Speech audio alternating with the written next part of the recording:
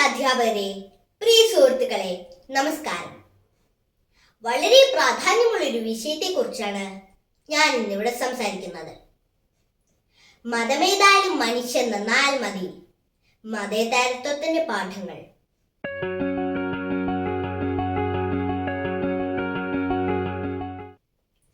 നമ്മുടെ രാജ്യത്തിന്റെ സൗന്ദര്യം എന്താണെന്ന് അറിയാമോ? നമ്മുടെ കേരളത്തിൽ പലതരം ഭാഷകൾ, പലതരം ഭക്ഷണങ്ങൾ, പലതരം ആഘോഷങ്ങൾ, അതുപോലെ പലതരം മതങ്ങളുമുണ്ട്. ഇതൊക്കെ തന്നെയാണ് മതേതരത്വം. എന്താണ് മതേതരത്വം? മതേതരത്വം എന്നാൽ എല്ലാ മതങ്ങളെ ഒന്നായി കാണുകയും ഒരു മതത്തെ പോലും വേർതിരിച്ച് കാണാതിരിക്കുകയും. ഒരു കുട്ടിക്ക് അച്ഛനും അമ്മയും പ്രിയപ്പെട്ടവരാണല്ലോ. അതുപോലെയാണ് മതേതരത്വത്തിന് എല്ലാ മതങ്ങളോടും.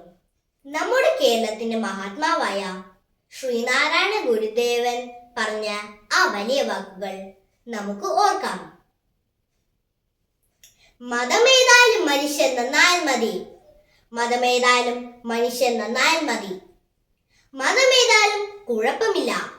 നമ്മൾ നല്ല മനുഷ്യരാകുക എന്നതാണ് വലുത്. എങ്ങനെയിരിക്കും നല്ല മനുഷ്യർ? സത്യം മാത്രം പറയുന്നവർ, എല്ലാവരെയും സഹായിക്കുകയും സ്നേഹിക്കുകയും ചെയ്യുന്നവർ, ആരെയും വേദനിപ്പിക്കാത്തവർ, എല്ലാവരെയും ഒന്നായി കാണുന്നവർ. നമ്മൾ ഓരോരുത്തരുമാണ് മതേതരത്വത്തിന്റെ പാഠങ്ങൾ പഠിക്കേണ്ടവർ.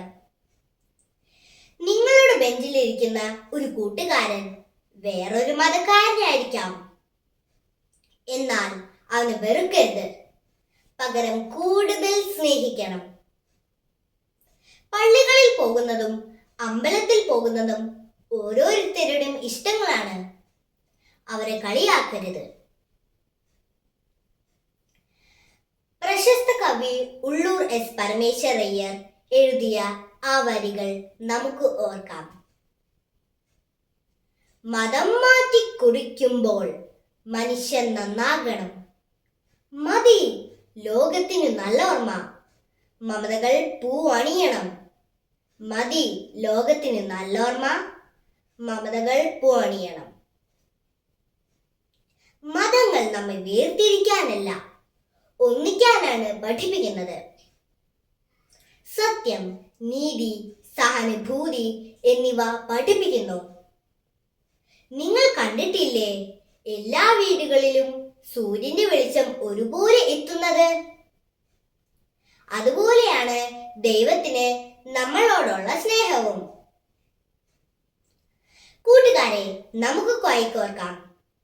നമ്മൾ നല്ല കുട്ടികളായി വളരും. എല്ലാവരെയും സ്നേഹിക്കും. എല്ലാ മതങ്ങളെയും ബഹുമാനിക്കും. ശ്രീനാരായണ ഗുരുദേവൻ പറഞ്ഞതുപോലെ ഒരു ജാതിയും മതവും ഇല്ലാത്ത നല്ല മനുഷ്യരായി നമുക്ക് ജീവിക്കാം. അവസാനമായി ഞാൻ പറയട്ടെ, നമ്മുടെ മനസ്സിൽ ഒരു നല്ല വികാരം എന്നും ഉണ്ടാവട്ടെ. മതമേതായാലും മനുഷ്യൻ നന്നായാൽ മതി. മതമേതായാലും മനുഷ്യൻ നന്നായാൽ മതി. നന്ദി.